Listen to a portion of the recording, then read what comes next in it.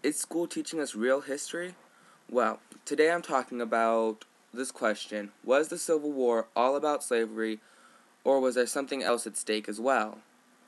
We learn in American history that Abraham Lincoln fought the South to free the slaves.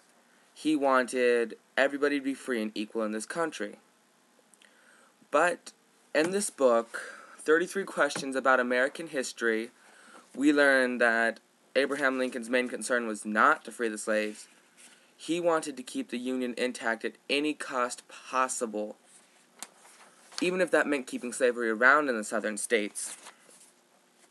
The myth about Abraham Lincoln freeing the slaves.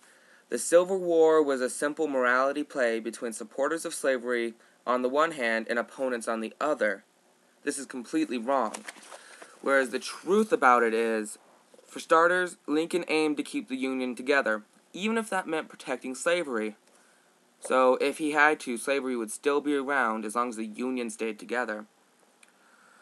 And many Southerners viewed slavery as an evil, but for the South, there was a larger issue at stake, persevering the last check on the power of the federal government.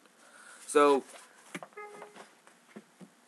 they might have thought slavery was evil, but they didn't want to abolish it because the government was telling them to abolish it.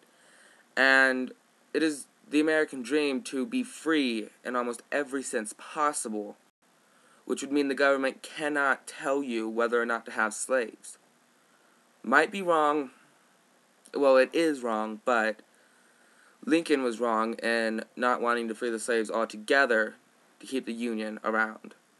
Instead of, oh, well, maybe I'll keep the slaves if it'll keep my Union intact. Thank you, and has school been teaching us right?